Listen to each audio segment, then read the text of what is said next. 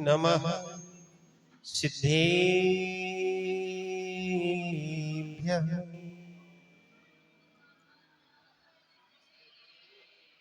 ॐ नमः सिद्धेभ्यः।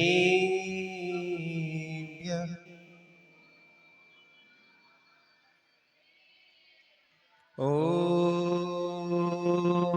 नमः सिद्धेभ्यः।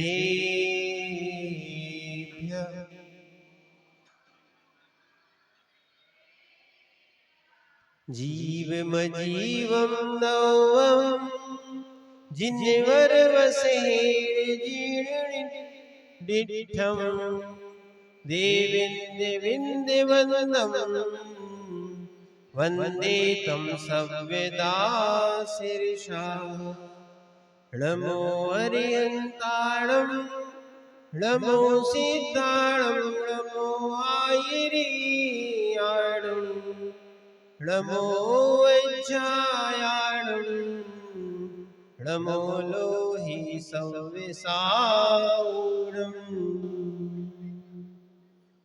पंच परमेश्वरी भगवान की परम पूज्य आचार्य भगवान नेमीचंद सिद्धांत देवी की परम पूज्य गणाचार्य गुरु विराग सागर जी महाराज जी की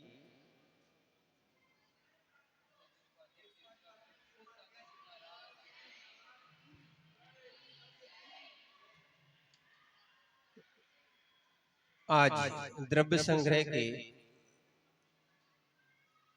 कक्षा में अपन समझते हैं कहां तक आपका हो गया था। 25 हो गया, ठीक है।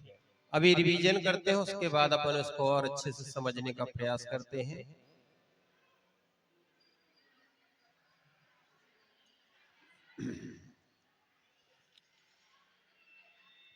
द्रव्य, भगवान ने द्रव्य कितने प्रकार के बतलाए, कौन कौन से? बहुत अच्छा। जो भगवान होते हैं, जो अरहंत भगवान होते हैं, वो कौन कौन से लोगों से बंधित होते हैं?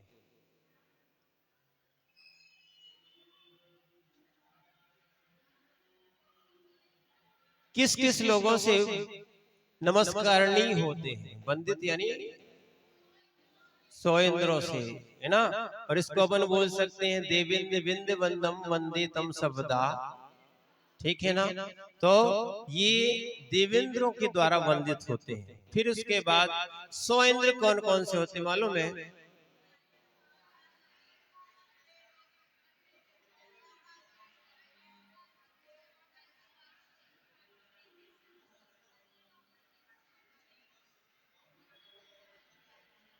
हाँ, सूर्य चंद्रमा चक्रवर्ती शेर से बोल सकते हैं। इस प्रकार से 100 इंद्र होते हैं। अच्छा, इसके बाद जीव के 9 अधिकार कौन कौन से हैं? कौन सुनाएगा पहले से भैया लोगों में? हाँ, जिनने अभी नहीं सुनाया है, अभी तक जिन्होंने नहीं सुनाया हो वो हाथ, कौन ने नहीं सुनाया? खड़े हो जाओ, जल्दी खड़े हो जाओ जिनने नहीं सुनाया अभी तक। हाँ, माइक दे दो उनको।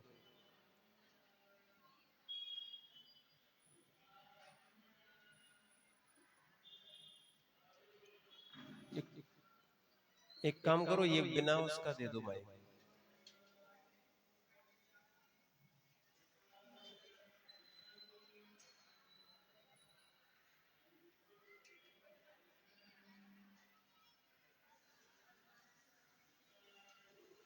हाँ, चलिए चलिए, वैसे बोल दो आप, जल्दी बोलो, समय नहीं है अपने पास। हेलो,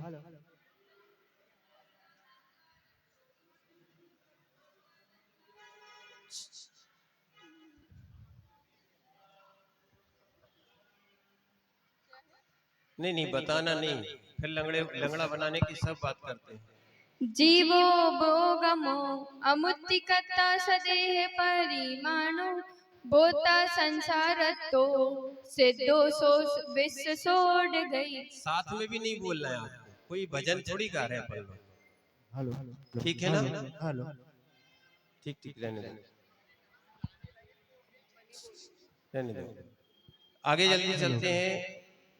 जीव का लक्षण या जीव किसे कहते हैं, कौन सुनाएगा भैया? लोगों में कोई तैयारी की?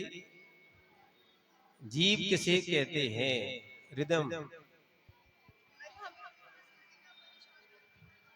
नहीं याद क्या?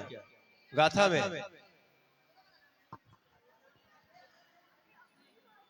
है किसी को याद?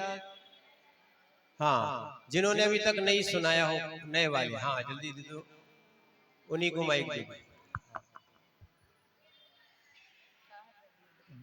ते काले चदुपाड़ा इंदेवल माऊ आड़ पाड़ोया व्यवहारा सो जीवो दिक्षय तु चेतना जस। हाँ, थोड़ा सुधार लेना उसको। जीव का एक और लक्षण आता है, यानी जीव किसे कहते हैं, जीव का क्या स्वरूप है, एक और गाथा है, वो किसी को याद है? हाँ, कौन सुनाएगा? नए में, हाँ आप सुनाओ बेटा। हाँ, पुराने हैं मालूम नहीं, चल सुनो। अट्ठ चतुराण दंसण सावर्णम जीव लक्कड़म बढ़ियम व्यवहारा शुद्धनया शुद्धम पूर्ण दंसणम नाणम। बहुत अच्छा। आगे अपन चलते हैं। उपयोग किसे कहते हैं? पुरुष वर्ग से भैया लोग, आप लोग उपयोग किसे कहते हैं, परिभाषा लिखाई थी।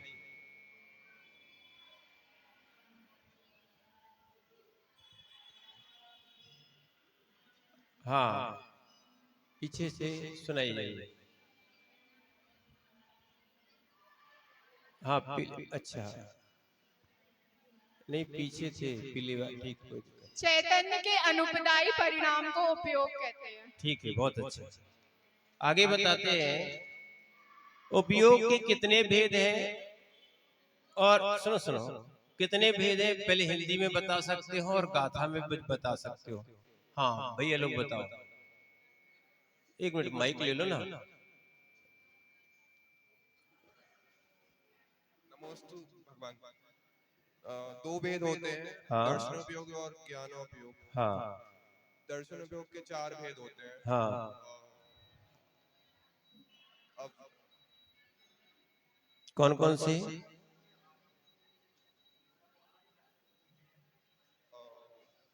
चक्षु, चक्षु, अचक्षु, अवधि और केवल।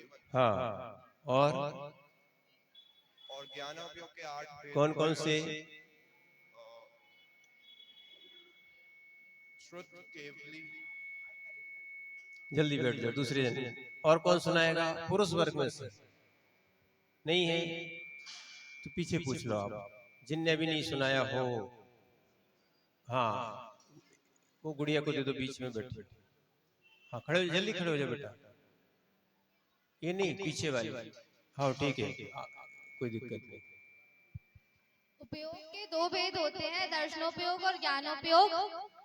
वो गोदुवियप्पो दंसणाणम छ दंसणम छदुधा चक्षु अचक्षु ओहि दंसण मद केवलम डेयम। बहुत अच्छा, बैठ जाओ।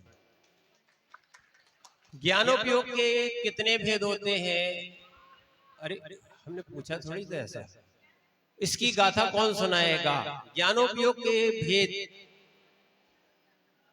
हाँ, और किसने, जिनने नहीं सुनाया है अभी तक, सुना दिया। अभी तक जिन्होंने नहीं सुनाया, सबसे पहले उनको मौका दिया जाएगा। सबने सुनाई दिया है ना? ठीक है, कोई भी एक जन सुना दो, खड़े हो जाओ। राणम अट्ठवियप्पम मदिसुद ओहि अणाणानि मणपज्जय केवलमवि पच्चख परोक्ष भेयम च। ठीक है, बैठ जाए। प्रत्यक्ष ज्ञान कितने प्रकार के होते हैं? अरे आपसे कौन ने पूछा था? बोलना नहीं, क्योंकि अभी क्या है, आपको जिनको आता है फिर वो सुन लेते हैं और दोहरा लेते हैं, तो परीक्षा में क्या करोगे आप? ठीक है ना? इसलिए अपने दिमाग को सोचने के लिए थोड़ा मजबूर करो। ठीक, जब हम चिंता कर सकते हैं, टेंशन ले सकते हैं, तो चिंतन नहीं कर सकते हैं क्या? सोचना चाहिए। अच्छा बताइए, परोक्ष ज्ञान कितने होते हैं? कौन बताएगा? परोक्ष ज्ञान कितने होते हैं पुरुष वर्ग से?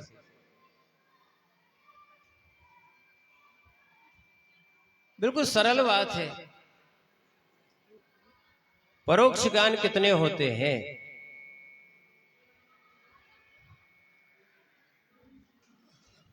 अरे इसी गाथा में ही था जो अभी पूछा ना। अभी हम गाथा से अलावा कहीं नहीं पूछ रहे, जैसा क्रम आ रहा है वो पूछ रहे हैं। और परीक्षा में क्रम नहीं रखा जाएगा कि लाइन से कोई नंबर देगा आपको, कोई भी कहीं भी पूछ सकता है। नहीं बनता है, चलो पीछे। हाँ बहन को बोल दो। परोक्ष ज्ञान 2 प्रकार के होते हैं, मति ज्ञान और श्रुत ज्ञान। अच्छा, और प्रत्यक्ष ज्ञान? 3 प्रकार के। हाँ, सबसे पहले नमोस्तु करना चाहिए। नमोस्तु महाराज। हाँ, ये हमारे कहने की बात नहीं है, ठीक है? क्योंकि अपन शिविर में बैठे हैं तो सबसे पहले शिष्टाचार होना चाहिए। क्या है? शिविरार्थी अगर उसमें संस्कार ना आए तो शिविरार्थी कैसे? चलो आगे चलते हैं। तो ये परोक्ष और प्रत्यक्ष ज्ञान होते हैं। और मिथ्या ज्ञान कितने होते हैं? मिथ्या ज्ञान कितने होते हैं? कितने होते हैं? मिथ्या ज्ञान कितने होते हैं? हाँ, कौन सुनाएगा? जिनने अभी तक आज नहीं सुनाया, चलो यही कह देते हैं। आज जिनने नहीं सुनाया है, ठीक। मति श्रुत नमोस्तु महाराज जी। मति श्रुत अवधि। अच्छा, मति श्रुत, कुमति कुश्रुति कुअवधि। हाँ ये लगाना ही पड़ेगा, क्योंकि मति श्रुत अवधि जब बोलेंगे तो वो सम्यक भी होते हैं, सम्यक ही होंगे। जब कुछ नहीं लगाओगे तो सम्यक, और कु लगा दोगे तो हाँ ये मिथ्या हो जाएंगे, बैठ जाएंगे, ठीक। आगे चलते हैं।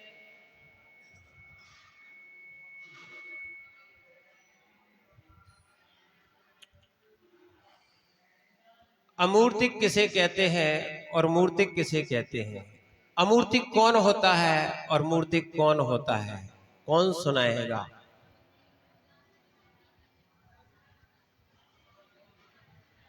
मूर्तिक कौन होता है, अमूर्तिक कौन होता है? हाँ अभी तक नहीं सुना है अभी? हाँ सुना दीजिए तो रहने दो। दूसरा जिनने नहीं सुना है अभी तक, हाँ खड़े हो जाओ। नहीं सुनाया? नमोस्तु महर्षि।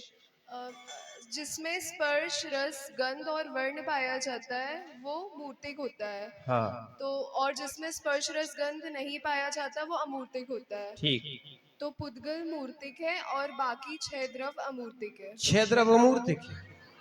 ओ सॉरी 5। अच्छा ठीक है, अच्छी बात है। आगे चलते हैं। तो अच्छा एक और प्रश्न है, आप ही से जल्दी खड़े हो पूछो। अब आज एक बहुत अच्छा विषय क्लियर कर दे रहे हैं आपसे, जल्दी खड़े हो जाओ आप। उनको माइक पकड़ा लो। आत्मा मूर्तिक है कि अमूर्तिक है? दोनों है। दोनों कैसे हो सकता है? निश्चय से अमूर्तिक है, क्योंकि निश्चय से माना जाता है कि वर्ण रस गंध और स्पर्श नहीं होता। हाँ। और व्यवहार से मूर्तिक है। हाँ क्योंकि पुद्गल आदि कर्मों से युक्त है। ठीक है, पर ध्यान रखना अभी तक तो हमने आपको नए से समझाया। बैठ जाओ। क्या है, अभी तक अपन क्या पढ़ते थे? नए से। अब ये दोनों बोलते हैं तो दोनों कैसे हो सकते हैं मालूम है? दोनों या बहुत सारे प्रकार कैसे हो सकते हैं? अभी तक तो अपन नए से जानते थे कि निश्चय से ये है, और कई लोग बोलते थे जब निश्चय से ऐसा है व्यवहार से ऐसा है तो दोनों कैसे है? माने उभय रूप कैसे कथन किया जा सकता है या अन्य रूप कैसे कथन किया जा सकता है, वो अभी तक अपन ने नए से समझ रहे थे। जब दोनों कहे जाते हैं तो इसका अर्थ है प्रमाण से कहे गए। प्रमाण में दोनों है, निश्चय में निश्चय है, व्यवहार में व्यवहार है। आ रहा समझ में कि नहीं आ रहा? क्या है, हम प्रमाण भी करते हैं, प्रमाण से भी जानते हैं, और कथन शैली जो होती है कहने की पद्धति होती है वो होती है नयात्मक। कोई ना कोई एक नए से बोला जाएगा, चाहे व्यवहार से और चाहे निश्चय से। नए का अर्थ होता है, संक्षेप में लिख लो, अपेक्षा। नए को क्या बोलेंगे? अपेक्षा। बस इतनी ही सी लिख लो। माने निश्चय की अपेक्षा ऐसा है, व्यवहार की अपेक्षा ऐसा है। देखो जैसे ये बताया था ना, क्या है ये? पेन है, अकेला पेन है बस। क्या है? अकेला पुतगल है बस। दोनों है। क्या है? हाँ, क्या है? ये पेन की अपेक्षा जो है ना, ये मैंने पर्याय की अपेक्षा क्या है? पेन है। और द्रव्य की अपेक्षा क्या है? पुद्गल है। समझ में आया ना? ऐसे ये कह देंगे, द्रव्यार्थिक नय की अपेक्षा या निश्चय नय की अपेक्षा ये पुद्गल है, और व्यवहार की अपेक्षा ये क्या है? पेन है। ऐसी आत्मा भी जो है ना, आत्मा भी मूर्तिक होती है और अमूर्तिक होती है। कैसे होती है? हाँ, निश्चय से मूर्तिक और व्यवहार से मूर्तिक है। अच्छा, अरे कैसी बातें करते हो? निश्चय से मूर्तिक है, व्यवहार से मूर्तिक। ठीक है, समझना, क्योंकि अब बोलना पड़ता है ना, नहीं तो आप लोग सही नहीं बोलोगे। चलो, घुमाना पड़ेगा। जगत में लोग घुमाते हैं, तो यहाँ सीधा सीधा कैसे पढ़ोगे? अपने दिमाग को भी थोड़ा सा समझना चाहिए कि अपन भी श्रम करेंगे तो श्रमण भी बनेंगे। आगे चलते हैं। आगे समझ में आ गया ना? नए यानी अपेक्षा, और दोनों से बोलते हैं तो वो कैसे बोलते हैं? इसलिए हमने धीरे धीरे समझाया, क्योंकि एकदम समझाते तो शायद समझ में कम आता आपको। चलो आगे चलते हैं। तो अच्छा, पुद्गल कैसा है? मूर्तिक है कि अमूर्तिक है? पुद्गल कैसा है? मूर्तिक है कि अमूर्तिक? अमूर्तिक नहीं है ना? है?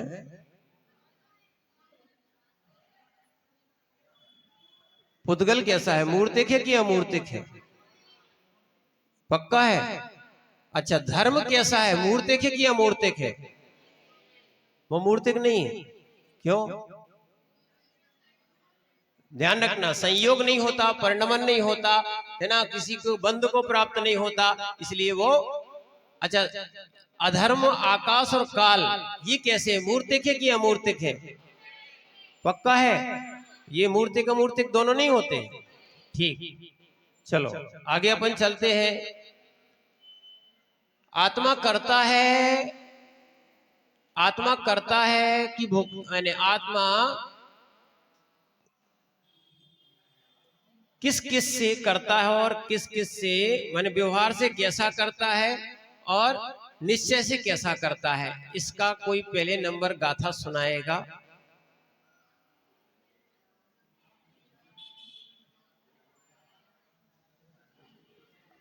हाँ, जल्दी खड़े हो जाओ। और कोई नया नहीं है क्या? 2-3 जन के अलावा कोई नया याद नहीं कर रहा क्या? और पीछे से कोई जिनको आता, जल्दी हाथ उठाओ, समय नहीं है। हाँ, आपने तो सुना चुके हो। और कोई बताओ, ये 2-3 जन को छोड़ के। इन लोग को याद है, मेहनत कर रहे हैं, हम मान रहे हैं, पर और भी लोग कोई पेपर पास में आ रहा है भैया? क्या आ रहा है? हाँ, इसलिए हम आपको समय भी लगा रहे हैं। ये बहुत आवश्यक है। ये गाथा तो कभी जीवन में बोलने नहीं तो आत्मा को अकर्ता ही बोलते, कर्ता बोलते ही नहीं। कैसे करता और कैसे अकर्ता है, ये गाथा किसको याद है? चलो, अब जिनको है उन्हीं को से पूछ लो, क्या कर सकते हो? लोग मेहनत नहीं करना चाहते हैं। पुग्गलिकम्मादीडं कर्ता व्यवहार दो दुड़े छह दो चेदन कम्माड़ादा शुद्धण्या शुद्ध भावाणम। हाँ, जो जीव है, आत्मा है, वो पुद्गल आदि कर्मों से व्यवहार नय से करता है, और अशुद्ध निश्चय नय से अशुद्ध भावों का करता है, मतलब चेतन आदि कर्मों का, और शुद्ध निश्चय नय से शुद्ध भावों का करता है। ठीक है, गलत हो गया थोड़ा सा। क्या है? सुनो, व्यवहार से पुद्गल आदि का करता है, अशुद्ध नय से राग आदि का कर है, चेतन इतन का नहीं। भाई देखो क्या है? अशुद्ध से क्या है? हाँ, रागादि भावों का करता है, और शुद्ध नए से शुद्ध भावों का करता है। समझ में आ गया? फिर से बोलो। व्यवहार से निश्चय, अशुद्ध निश्चय नए से और शुद्ध निश्चय नए से, ठीक है ना? ये है, क्योंकि हाँ, चेतन यानी देखो यहां पर लिखा हुआ है, आप देखो, चेदन कम्मा यानी रागादि भाव का। चेतन तो जीव है ही, ठीक है ना? चेतन कर्म कौन से होते हैं? रागादि भाव। इसको और अच्छा सुधार ले, कहीं आपको गलत ना याद रह जाए। आगे चलते हैं। आत्मा भोक्ता है कि अभोक्ता है? दोनों है। आत्मा भोक्ता है कि अभोक्ता है? किसकी अपेक्षा भोक्ता हो, किसकी अपेक्षा अभोक्ता है? ये देखो गलत हो जाएगा आज। क्या है? आत्मा भोक्ता है कि अभोक्ता है? है? भोक्ता है कि भोक्ता है? क्या बोल रहे हैं? क्या बोल रहे हैं आप? क्या है? आत्मा भोक्ता है कि अभोक्ता है? कैसे है? कोई बताएगा? हाथ खड़ा करो जल्दी जल्दी। कौन ने? आज हो सकता है कि जो हम पूछना चाहते वो उत्तर नहीं मिलेगा, याद है? नहीं? हाँ बताओ, भैया को दो जल्दी। नमोस्तु महाराज जी। हाँ। व्यवहारासु दुःखम, व्यवहारासु दुःखम, व्यवहारासु दुःखम,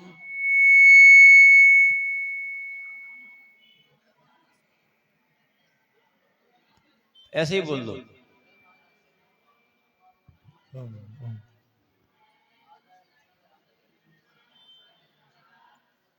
बहुत अच्छा, कम से कम एक गाथा तो याद करिए, ठीक है ना? नहीं, मेहनत करना चाहिए और मेहनत करने से सफलता मिलती। और दूसरा क्या है, अब हम अर्थ बताए दे रहे। देखो वैसे तो आपको समझ में नहीं आएगा। व्यवहार से सुख दुख का भोगता है। किसका भोगता है? और पुद्गल कर्मों का भी भोगता है। क्या है? पुद्गल कर्मों का भी भोगता है। और निश्चय ने से मात्र क्या है? चेतन भावों का भोगता है। एक और ध्यान रखना, पर का भोगता है नहीं, निज का ही भोगता है। किसका भोगता है? हाँ, पर का भोगता नहीं है। यानी हमने आपको पहले ही बताया था कि किसी के दुख को किसी के अंदर प्रवेश करते हैं क्या? नहीं करते। किसी को पीड़ा हो तो दूसरे के अंदर पीड़ा होती है क्या? नहीं होती है। तो वो राग के कारण होती है। किसके कारण होती है? राग के कारण होती है। बाकी एक की पीड़ा दूसरे की पीड़ा नहीं होती है। नहीं तो सबसे ज्यादा दुखी तो डॉक्टर साहब हो जाएंगे। तो सारे मरीज कहाँ आते हैं? डॉक्टर साहब के पास आते कि नहीं आते? अगर एक की पीड़ा दूसरे को होने लगी, ये सब मिथ्या वचन है। इसी तो कहते हैं ये मिथ्यात्व में नहीं जाना चाहिए। एक का दुख दूसरे का नहीं होता, पर हाँ जब एक अपने को अपना मानने लगता है दूसरे को, तो वो दुख उसका दुख अपना मानने लगता है, पर उसका दुख होता नहीं है। चलो आगे चलते हैं। देखो जब नए से समझोगे, प्रमाण से समझोगे, तो वस्तु बहुत अच्छे समझ में आएगी, ठीक है ना? तो आजकल क्या है, अपन कोई निश्चय से अकेला समझ लेता है, कोई व्यवहार से अलग अकेला समझ लेता है। यही भटकने के कारण होते हैं। वो कहते नहीं आत्मा तो अभोक्ता है, एक कहता है आत्मा तो भोक्ता है, एक कहता है आत्मा तो करता है, एक कहता है आत्मा करता है। बड़ी दिक्कत खड़ी हो जाती है, ठीक है ना? तो अपन ऐसी दृष्टि करें, स्वयं का करता है, पर का करता नहीं है। स्वयं का भोक्ता है, पर का भोक्ता नहीं है। समझना आप बात को। तो इसीलिए ये सब चीजें व्यवहार से भोगता है। सुख दुख का भोगता है, जैसे अपन भोजन आदि करते हैं, और चीजों का है, पंखे आदि 5 इंद्रियों के सुखों को भोगता है। ये व्यवहार से भोगता है, निश्चय से चेतन का ही भोगता है। निश्चय से क्या है? चेतन का ही भोगता है। व्यवहार से हाँ, लड्डू आदि का भी भोगता है। समझ रहे ना आप बात को? व्यवहार से है ये सब। क्या है?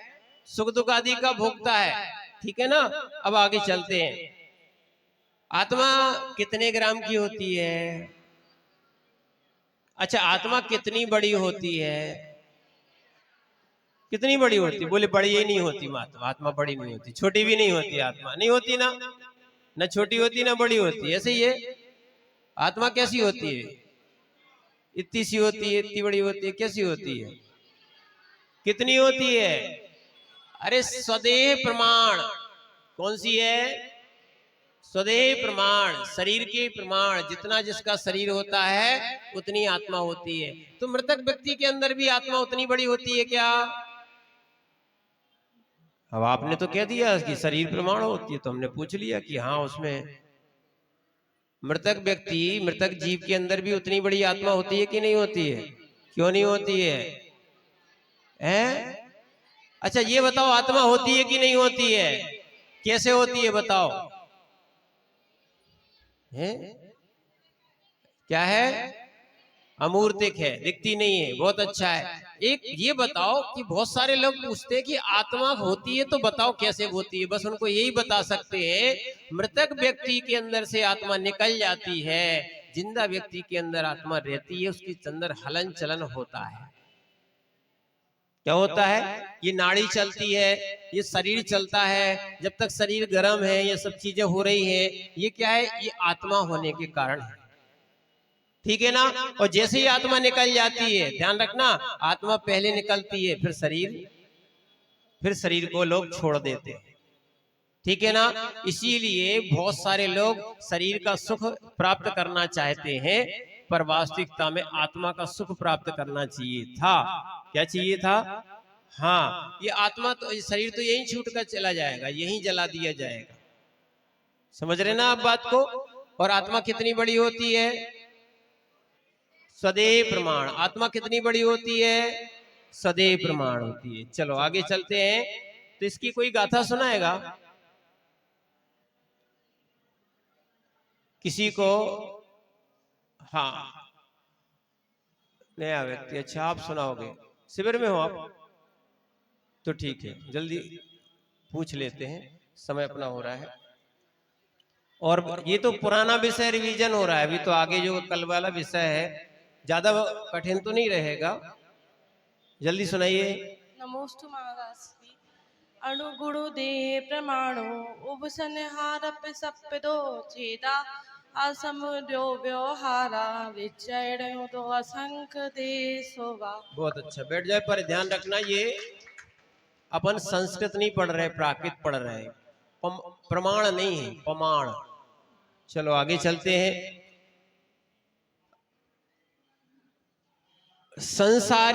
संसारिक अधिकार आया था, तो उसमें स्थावर और त्रस बताए थे। ठीक है, ज्यादा पूछने की वैसे भी आवश्यकता नहीं है। स्थावर कितने होते हैं? कौन कौन से? अग्नि का है, भूल गए? फिर से बोलो। ठीक है, पृथ्वी का एक से शुरू करना। ठीक है, क्रम से हो जाएगा। और त्रस किसे कहते हैं? 5 इंद्रिय होते हैं। ठीक है, संगी कौन होता है? असंगी कौन होता है? अच्छा, 14 जीव समास कौन सुनाएगा? अभी बोलना नहीं है, कौन सुनाएगा? 14 जीव समास बिल्कुल सरल है। जिनने अभी तक नहीं सुना है, पीछे वाले जल्दी खड़े हो जाओ बेटा। हाँ, 14 जीव समास, ये तो आप लोग याद कर सकते थे। हाँ, एक इंद्रिय बादल सूक्ष्म, 2 इंद्रिय, 3 इंद्रिय, 4 इंद्रिय, पंचेंद्रिय में सहनी असहनी, और ये 7 पर्याप्तक और अपर्याप्तक। ठीक है, बहुत अच्छा। क्या है? बिल्कुल सरल आपको बताया था। इतना अपन को जिनने ये पढ़ा है ना, 1 के 2, 5 के 2 हो गए, और पर्याप्त अपर्याप्त इसमें क्या हो जाएगा? समझना। इतना तो समझाया, तो इतना याद नहीं करते तुम लोग। हाँ, बिल्कुल सरल सिखाया आप। है ना। वैसे भी ये भी याद कर सकते हो, ठीक। अब 1 के 2 कौन से हैं ये भी याद कर लेना, नहीं तो 1 के 2 और 5 के 2 एक ही बन जाओ। 1 के 2 कौन से हैं? हाँ, सूक्ष्म बादर। कौन कौन से हैं? सूक्ष्म बादर। बादर सूक्ष्म इसलिए नहीं बोल रहे, क्रम पहले सूक्ष्म का आता है। अवगाहना में क्या है, पहले सूक्ष्म आता है फिर बादर आता है, फिर असंगी संगी क्या है, फिर पर्याप्त अपर्याप्त, ठीक है। अच्छा, पर्याप्त किसे कहते हैं और अपर्याप्त किसे कहते हैं?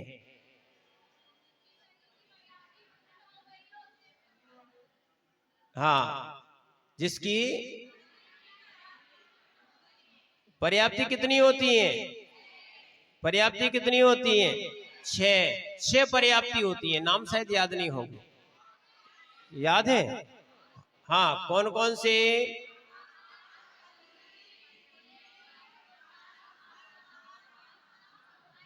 देखो, इसको आप याद कर सकते हो। आहार, ये भोजन वाला आहार नहीं, ग्रहण करने को आहार बोलते। क्या है? बिल्कुल आपको समझ में। आहार शरीर इंद्रिय, आहार आहार होगा, उसके बाद शरीर होगा, शरीर में इंद्रियां होती हैं, फिर उसके बाद श्वासोच्छ्वास होगी, फिर उसके बाद भाषा, फिर मन। कितनी होती है? कौन कौन सी? आहार शरीर इंद्रिय श्वासोच्छ्वास भाषा मन। फिर से आहार शरीर इंद्रिय। अच्छा, ये बताओ, ये पर्याप्त कितनी देर लगती है पर्याप्त होने में? अंतर मुहूर्त में। कितना? माने एक अंतर मुहूर्त में कोई जीव बन जाता है? गलत, बनता नहीं है, योग्यता होती है उसके अंदर। जैसे सुनो, जब आप लोग, अच्छे समझ में आएगा, जब पहले आप मन बना लेते हो कि हमें क्या बनाना है आज, रोटी बनाना है कि पराठे बनाना है कि पूड़ी बनाना है। सुनो, समझ रहे कि नहीं समझ रहे? जब अपन मन बना लेते हैं कि हमें क्या बनाना है, रोटी बनाना है कि पराठे बनाना है कि पूड़ी बनाना है। अब समझो, इसलिए कह रहे ये आप लोग रोज करते हो ना, इसी में ज्यादा आपका उपयोग लगा रहता है। दिन भर खाना खाना, उससे बाहर निकलना कहाँ है? ठीक है ना। तो इसीलिए अब ये बताओ, जब आप ये माने जब आप आटा उसनते हो तो तीनों का एक सा रहता, किसी में भी कोई बन जाता ना। रोटी में पूड़ी बन सकती है, पूड़ी में पराठा बन सकता है? नहीं बन सकता ना, नहीं बन सकता है। समझना, उसके लिए अलग अलग मात्रा में उसको पानी से मिलाया जाता है, उसकी एक अलग विधि होती है।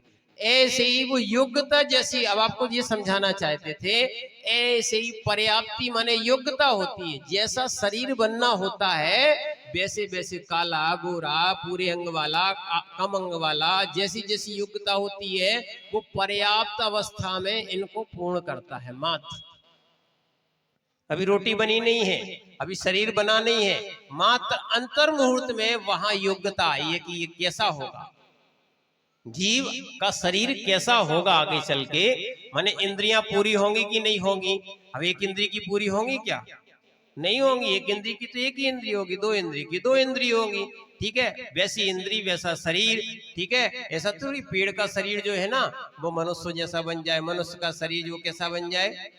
तो सब योग्यताएं जो आती हैं ये पर्याप्ति के कारण आती है। किसके कारण आती है सब?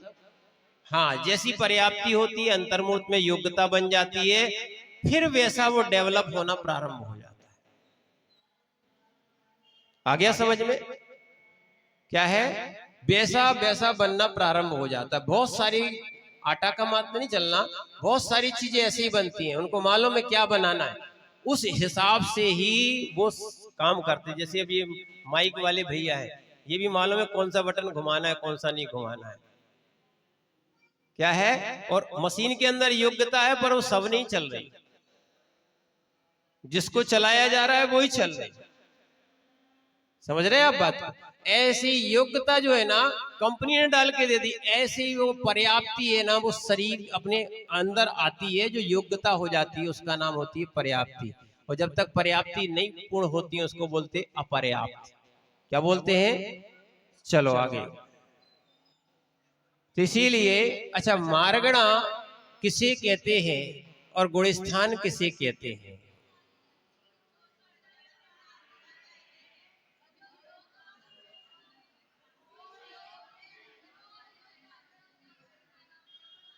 ठीक है ना? क्या है, जो संसारी जीवों की खोज करता है वो क्या है? मारगणा। वो क्या है? मारगणा। गुणस्थान किसे कहते हैं? मोह योग भवा। क्या करो? मोह योग भवा, यानी मोह और योग से जो परिणाम आत्मा के होते हैं वो गुणस्थान कहलाते हैं। ठीक, मोह तो आप जानते ही हो। योग जानते? योग वो हाथ पैर चलाने वाला है ना, वही वाला योग, पेट फुलाने वाला, पुचकाने वाला है। कौन सा योग? ध्यान रखना, शब्द एक है। योग यानी मन वचन काय। योग यानी, हाँ चलो अपन चलते हैं। तो अच्छा, अपन शुद्धात्मा है कि अशुद्धात्मा है? कैसी बातें करते हो आप लोग? है अपन शुद्धात्मा है कि अशुद्धात्मा है? पक्का है? ठीक है, अच्छी बात है। शुद्धात्मा कैसे है? अशुद्धात्मा कैसे है? ठीक है, अब आगे अपन चलते हैं।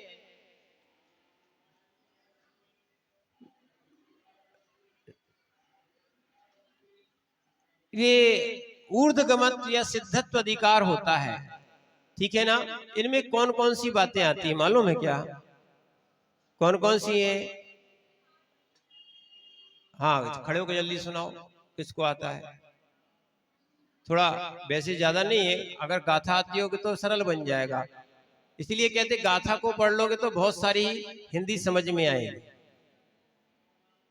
सुनाओगे? जल्दी खड़े हो जाओ, बिना ही माइक के हो जाओ। निकम्मा अट्ठ गुणा किंचुना चरम देह दो सिद्धा परम देह दो सिद्धा। और लोग बताओ, और बताओ, और धक्का दो और दो धक्का। लोयगो गट। हाँ, और पूछ लो, आप भी पूछ लो। बैठ जाओ। ऐसे ही तो वो लोग फिर पेपर में आगे पीछे देखेंगे कि थोड़ा सा बता दो। ऐसा नहीं, क्या है, प्रयास अच्छा किया है पर अपन को समझना है क्या है, निष्कर्म है, 8 गुण से युक्त है ना, किंचित न्यून है, चरम देह वाले हैं और लोक के अग्र भाग पर विराजित होते हैं और उपाद वैसे युक्त होते हैं। ठीक है ना? इसको अपन को समझना है। अच्छा, वैसे तो 8 कर्म कौन कौन से होते हैं मालूम है? कौन कौन से?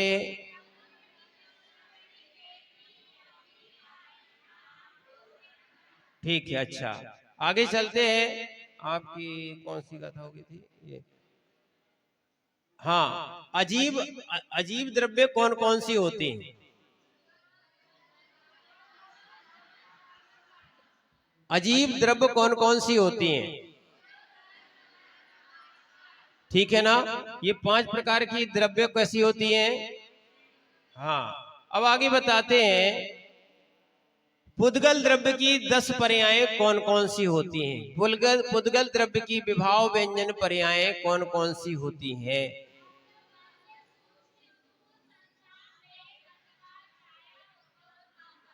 ठीक है, 10 प्रकार की होती हैं। इसको भी याद कर सकते हो। सद्दो बंदो सोमो थूलो संठान भेतम छाया उद्दो दादव सैया पुगल। ये 10 प्रकार की पर्याय हैं। ध्यान रखना, शब्द को, अरे हम कहे शब्द की अनुभूति ले रहे हैं, शब्द की अनुभूति ले रहे हैं, लोग शब्द की अनुभूति ले रहे हैं। ये शब्द की अनुभूति पुद्गल की अनुभूति है, कोई आत्मा की अनुभूति नहीं। सुन लो, चाहे वो भजनों की, चाहे गीत की जाए, है ना, आप लोग चिल्लाते रहते हैं, शब्द की अनुभूति में हो आप, पुद्गल की अनुभूति है। बाकी तो पुद्गल दिख ही रहा है, शब्द भी, वायु भी। देखो, सद्दो बंदो सूक्ष्म, स्थूल, संस्थान, भेद और छाया ये सब क्या है? उद्योत, ये सब आताप, ये सब क्या है? ये पुद्गल की अनुभूतियां लेते हैं। ध्यान रखना, ये सब पुद्गल की ही 10 पर्याय हैं, और भी होती हैं। अच्छा, धर्म द्रव्य का लक्षण क्या है?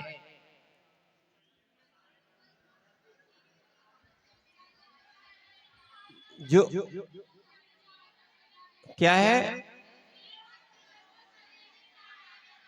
अच्छा, चलने में सहायक होता है, उसको क्या बोलते हैं? माने सब द्रव्यों को चलने में सहायक होता है। हाँ, तो पहला सीधा बोलो ना, जीव और पुद्गल को चलने में सहायक होता है। हाँ, जो किसको चलने में सहायक होता है? वह सबको चलाता है कि नहीं चलाता है? नहीं, तो किसको चलाता है? नहीं, चलने वाले को ही चलाता है, जो नहीं चल रहा है उसको जबरदस्ती नहीं चलाता है, ये कहना था। क्या है? हाँ, ध्यान रखना, ये सहकारी निमित्त है। कौन सा निमित्त है? सहकारी निमित्त है। ठीक, आगे बताया है अधर्म द्रव्य किसे कहते हैं? जो जीव और पुद्गल को ठहरने में सहायक होता है। ऐसे ही बोलो, सीधा सीधा, जीव और पुद्गल को चलने में सहायक होता है, और जीव और पुद्गल को, बिल्कुल सरल परिभाषा है, दोनों बातें, दोनों आ गई। जीव और पुद्गल को ही चलने में और ठहरने में सहायक होता है, अन्य द्रव्यों को नहीं होता है। चलिए अब आगे बताते हैं, आकाश द्रव्य जो है ना, क्या करता है?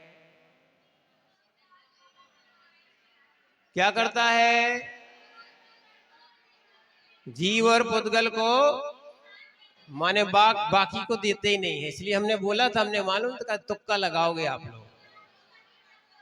सुनना, सभी द्रव्यों को जो स्थान देता है, स्वयं को भी देता है और सभी द्रव्यों को भी देता है, उसका नाम क्या है? आकाश द्रव्य। अवगाहन देना, इसका नाम क्या है? आकाश द्रव्य। जितने भी क्षेत्र आदि हैं, जितना भी माने भूमि आदि है, ये सब किसका है? आपका है क्या? है? नहीं है, माने आपके मकान में कोई भी आ सकता है क्या? बोलो ना, फिर भी बोल रहे नहीं। क्या है? व्यवहार से आ सकता है।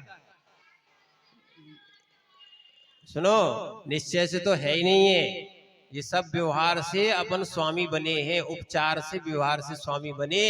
सुनना, बाकी निश्चय से तो आकाश द्रव्य का है। समझ में आया? इसीलिए आपको पूछा था। क्षेत्र किसका है? किसका है? हाँ, निश्चय से आकाश द्रव्य का है, व्यवहार से अपना है, माने हमारा तो नहीं, अपन छोड़ चुके हैं। ठीक, चलो आगे चलते हैं। अब मैंने ये सोच रहे हैं लोग कि भूमि इकट्ठी कर लेंगे, चाहे 6 खंड भी हो जाएं, चाहे आपके 3 लोग भी हो जाएं, रहते किसी के है नहीं है। जब तक आंख खुली है ना, तब तक अपना अपना लगता है, बाकी तो सपना ही है। आंख बंद हो गई तो नींद में भी नहीं रहेगा अपना, और बाकी जगह नहीं रहेगा, इसलिए सब झूठा है। पर क्या करें, लोग अपना पूरा जीवन इसी में लगा देते हैं। अच्छा, लोकाकाश किसे कहते हैं और अलोकाकाश किसे कहते हैं? और वो चित्र ही नहीं, हम सोच रहे थे आज। हाँ, लोकाकाश किसे कहते हैं और अलोकाकाश किसे कहते हैं?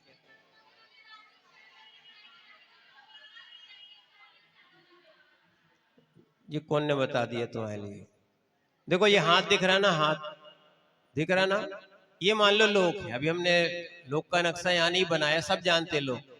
सीधा सीधा है, लोक के अंदर के आकाश को लोकाकाश, और लोक के बाहर के आकाश को, समझ में आ रहा ना? लोकाकाश, लोक के अंदर वाले आकाश को लोकाकाश, लोक के बाहर के आकाश को, या जहां पर 6 द्रव्य पाई जाती वो लोकाकाश, जहां मात्र आकाश द्रव्य पाई जाती वो, आ गया समझ में? क्या है? लोकाकाश। जैसे घटाकाश, घट के अंदर के आकाश को, घड़े के अंदर के आकाश को घटाकाश, ठीक है, और घट के बाहर के आकाश को अघटाकाश, ऐसा बोलेंगे उसको। ऐसी लोकाकाश और अलोकाकाश, ये लक्षण यहाँ पर है। अच्छा, काल द्रव्य का आपने पढ़ा था कि नहीं? मैंने 21 नंबर की गाथा होगी ना? हाँ हाँ, 25 हो गई। तो काल द्रव्य का लक्षण कौन सुनाएगा? देखो अभी मात्र रिवीजन चल रहा है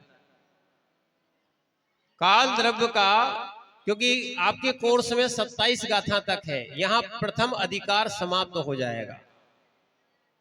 इस शिविर का आपका इतना ही टेस्ट रहेगा, कितना? 27 गाथा में एक अधिकार हो जाता है, लघु द्रव्य संग्रह हो जाती है, और बृहद द्रव्य संग्रह जो है ना क्या है 58 गाथाओं से पूर्ण होती है। ठीक है, तो इसीलिए जल्दी अपन करते हैं। काल द्रव्य का लक्षण कौन सुनाएगा? हाँ सुनाइए जल्दी, नहीं माइक के जल्दी खड़े हो जाओ आप। नमोस्तु महाराज जी, नमोस्तु। द्रव्य परिवर्तन रूपो जो सो कालो हवे व्यवहारो परिणाम आदि लखो बट्टर लखो या पर मठो। ठीक है, तो यहाँ पर व्यवहार काल समझ में आया? व्यवहार काल और निश्चय काल समझ में आया कि नहीं आया? इसलिए हम पूछ रहे थे आपसे, व्यवहार काल और निश्चय काल समझ में आया कि नहीं आया? देखो यहाँ पर लिखा भी हुआ है, जो द्रव्य परिवर्तन रूप है, परिणामी है, क्रिया है, परत्व अपर प्रत्यय, तो ये सब व्यवहार काल कहलाता है। ठीक है ना?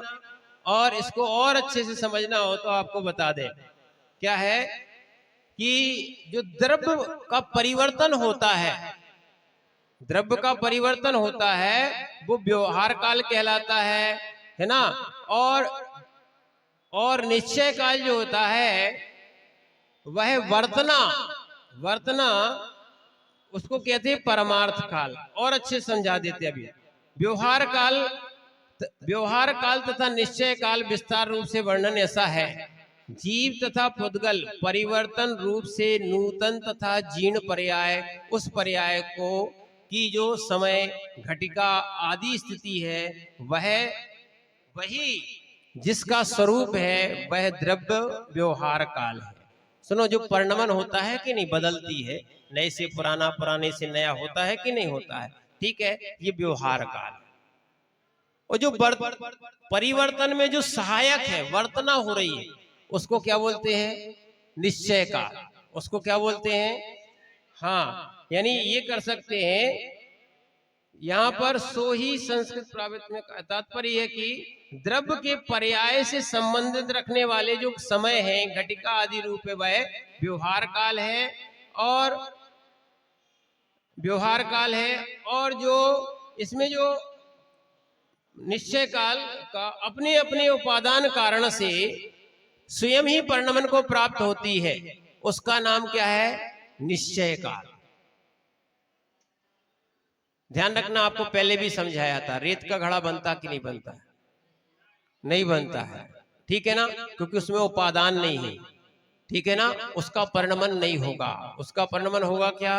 रेत का घड़ा बनेगा क्या? मिट्टी का बनता है, ठीक है ना। व्यवहार से तो सब सहायक है, चकाचीवर और जो भी चीज बनाने के लिए सहायक होते हैं ना, ये सब होते हैं, तो ये कहलाते हैं व्यवहार का, परिणमन कराने में व्यवहार रूप में। पर परिणमन की योग्यता उपादान में होती है, ये होती है निश्चय की। ठीक है, आगे और क्या है, समय कम है, नहीं तो हम इसको अच्छे विस्तार से समझाते तो ये आपको समझ में आ जाता। थोड़ा सा कठिन विषय था, थोड़ा सा। अब आगे और पूछ लेते हैं,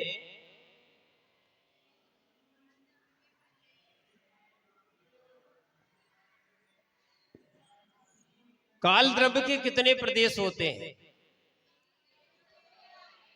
कैसे कितने प्रदेश होते हैं? एक प्रदेश होते हैं, एक ही रहता है, मात्र एक ही रहता है। माने एक प्रदेश, पूरे लोक में एक ही प्रदेश है।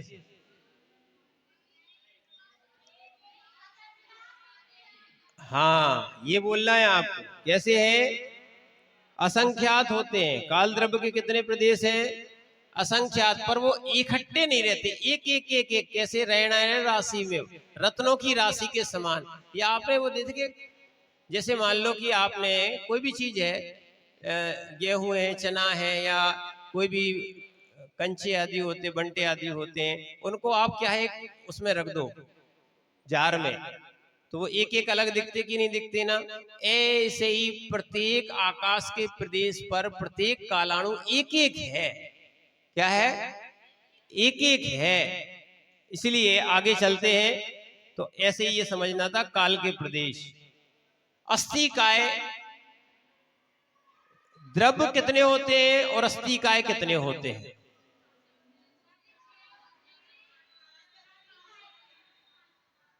द्रव्य कितने होते हैं? द्रव्य कितने होते हैं? द्रव्य कितने होते हैं? द्रव्य कितने होते हैं? अस्थि काय कितने होते हैं? कितने कितने? 5। कितने होते हैं? कौन कौन से? अच्छा, अस्थि काय क्यों कहते हैं?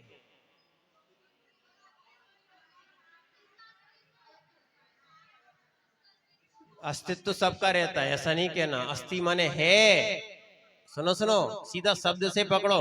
अपने यहाँ अनवर्थक संज्ञाएं हैं, जो जो नाम रखे हैं उनका माने निरर्थक संज्ञा नहीं है, अनवर्थक संज्ञा है। यानी अस्थि माने है, काय यानी शरीर। जिनका शरीर है या जो बहुप्रदेशी है उनको बोलते अस्थि काय, और जिनका शरीर नहीं है उनको बोलते अस्थि काय में नहीं आता। अस्थि काय में कौन कौन से आते हैं? और फिर से बोलो। ये 6 द्रव्य में बस एक द्रव्य कम कर दो तो अस्थि काय हो जाती है। अस्थि काय में कौन कौन है? 5 द्रव्य। एक द्रव्य कौन सी कम करना पड़ती है? काल द्रव्य को छोड़कर बाकी सब अस्थि काय में आते हैं। क्या है? नाम दूसरा रख दिया है, द्रव्य वही है, नाम दूसरा रख दिया है। जिनके बहुप्रदेश होते हैं उनको क्या बोलते हैं? अस्थि काय। और जिनके जिनके समझ में आए? अस्थि यानी है, काय यानी काय शरीर, या जिनके बहुप्रदेश है उनको क्या बोलते हैं? अस्थि काय। जिनके बहुप्रदेश है उनको क्या बोलते हैं? ठीक है, आज कठिन लग रहा होगा विषय, क्योंकि आज बहुत सारा पूछा। ठीक है, अब आगे चलते हैं। अब आगे बता रहे हैं अस्थि काय हो गया। ये हमने आपको 2 गाथाएं इकट्ठी पूछ ली थी, 25वीं हो गई। अच्छा, 6 द्रव्य होते कि नहीं होते? अब सभी के कितने कितने क्या है प्रदेश होते हैं? जीव में कितने प्रदेश होते हैं? अजीव में कितने प्रदेश होते हैं? अच्छी बात, सब गड़बड़ आ जाएगा। इसीलिए देखो, गाथा याद कर लो तो बहुत अच्छा रहेगा। 25 नंबर की गाथा। हौंत्य संख्या जीवे धम्मा सुनो, धम्मा धम्मे इधर तक किसमें? असंख्यात किन में होते हैं? जीव में, धर्म में, अधर्म में। किसमें? जीव में, धर्म में, अधर्म में। कितने होते हैं? अनंत आयासे। आकाश में अनंत, आकाश में। अच्छा, असंख्यात किसमें? जीव, धर्म, अधर्म, आकाश में। ठीक, आगे बता रहे हैं मुत्ति त्वे पदेशा। मुत्ति यानी क्या होता है? मूर्ति कौन है? अब समझ में आया। अब आचार्य महाराज ने पुद्गल नहीं लिखा यहाँ। क्या नहीं लिखा? अब लोग ढूंढेंगे मूर्तिक कौन, मैंने पुद्गल तो लिखा ही नहीं है। अब मूर्तिक बोल दिया ना, अब समझो। आप तुम मूर्तिक कौन है? पुद्गल है। और यहाँ पर मूर्तिक के कितने होते हैं? हाँ, 3 तिव्य प्रदेशा, 3 ही प्रदेश होते हैं। संख्यात, असंख्यात, अनंत।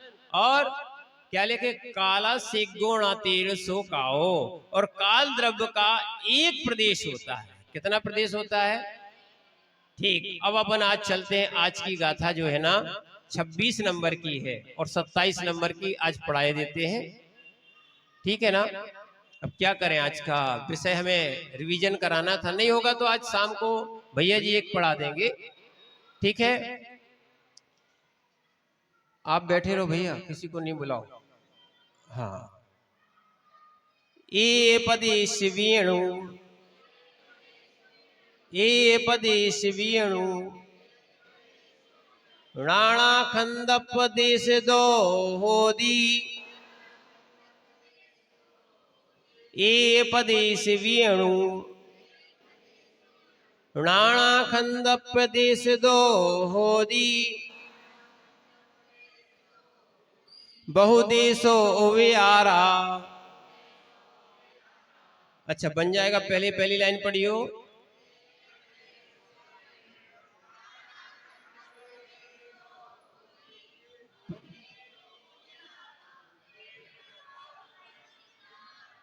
जो कौन ने कही थी आपसे पढ़ने के लिए? आप पढ़ रहे हो कि पढ़ा रहे हो?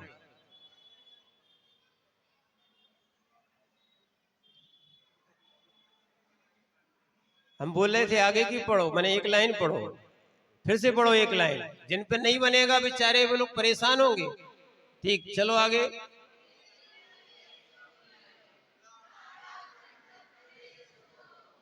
जोर से बोलो।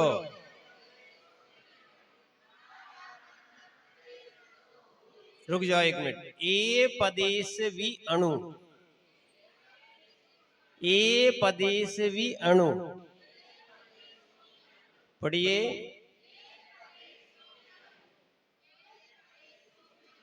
हाँ, राणा खंदप देश दो, राणा खंदप देश दो होदी,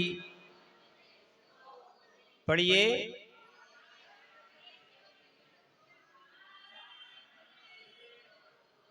पढ़िए।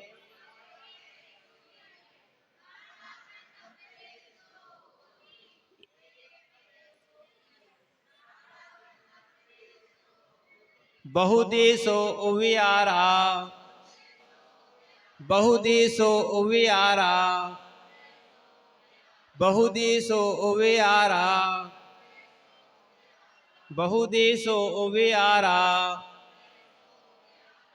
तीण य काओ, तीण या काओ, तीण या काओ। भड़ंती, भड़ंती सब बण हो, सब बण हो, सब बण हो, पढ़िए। बहुदेशा उवियारा।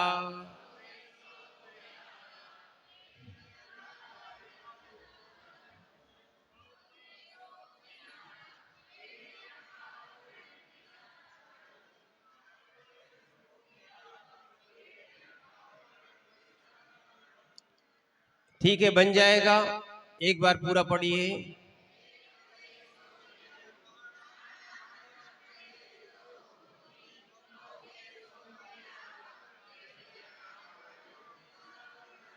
यहां बता रहे हैं ये पदेशवी अणु, पुद्गल की परमाणु की अस्थि कायपना। देखो अभी इसलिए इस बात को रखा गया है कि एक प्रदेशी को तो अप्रदेशी कह दिया। क्या बोल दिया? नहीं आया समझ में? क्या है? काल द्रव्य एक प्रदेशी होता है। कैसा होता है? एक प्रदेशी होता है, तो उसको तो अप्रदेशी बोल दिया। और जो पुद्गल का परमाणु होता है वो सबसे छोटा होता है, जिसका खोज अभी वैज्ञानिक भी नहीं कर पाए।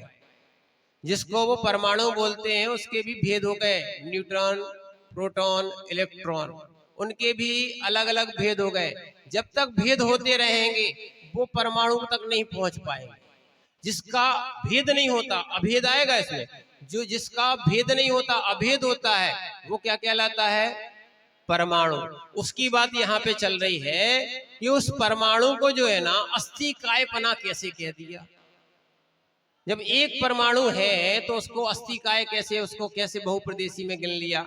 उन्होंने कहा इसलिए गिन लिया है, अब हिंदी में समझ लो पहले, क्योंकि वो बहुप्रदेश को प्राप्त होगा। माने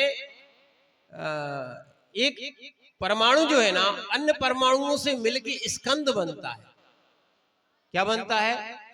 विज्ञान की भाषा में अणु बनता है, ठीक है ना।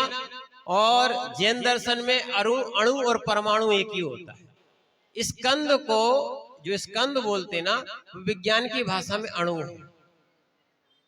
विज्ञान की भाषा में क्या है? वो यहीं से लिया गया है सब कुछ, और वो अपना नाम का पेटेंट करा लिया है। समझ रहे हैं आप बात को? तो इसीलिए, क्योंकि वो स्कंद जब बनता है इसीलिए वो बहुप्रदेशी रूप से गिना गया। काल कभी बहुप्रदेशी नहीं हो पाएगा, इसलिए वो एक प्रदेशी या अप्रदेशी कहते हैं उसको। पर जो क्या है, पुद्गल का एक परमाणु है वो क्या हो जाता है? वो दूसरे परमाणु को जोड़ सकता है, जुड़ सकता है और स्कंद बन सकता है, पर काल में कभी नहीं होगा। इस कारण से यहाँ पर ये गाथा समझाई गई है। ये प्रदेश भी एक प्रदेशी वाला भी पुद्गल परमाणु नाना माने नाना प्रकार के स्कंद का कारण होने से बहु प्रदेशी होता है। यानी वो बहुत सारे क्या बन जाएंगे, बहुत प्रकार के स्कंद बन सकते हैं। चिंता नहीं करो, उधर सुनो सुनो, एक आध जन देख लो, बस सब नहीं देखना। ठीक ठीक, चलो। तो क्या बोल रहे हैं, एक प्रदेश बहुत सारे स्कंद बन सकता है, ठीक है ना। इस अपेक्षा से क्या बोल दिया, इस अपेक्षा से क्या बोल दिया, बहुप्रदेशी है ना। और तीर्णया, इसीलिए सर्वज्ञ देव ने उसे व्यवहार से उपचार से, किससे, व्यवहार से उपचार से कायवान कह दिया है। ऐसा अपन को समझना चाहिए। अब आगे समझ में क्या है, परमाणु भी क्या हो जाएगा, स्कंद बन सकता है।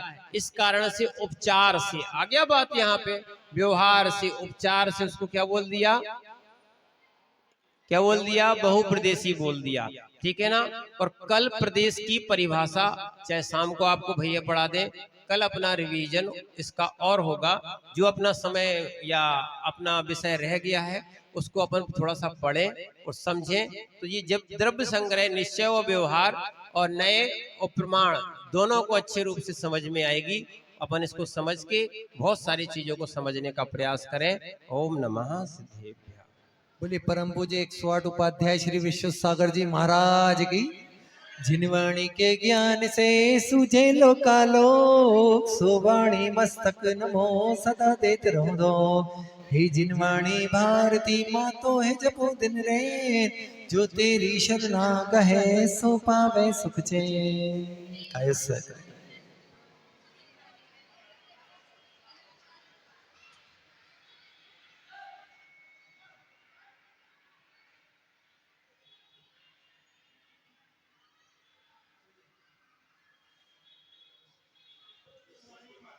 बोले द्वादशांग जिनवाणी माता की। बोले संत श्रोमणी आचार्य भगवंत श्री विद्यासागर जी महामुनिराज की। 108 गणाचार्य श्री विराग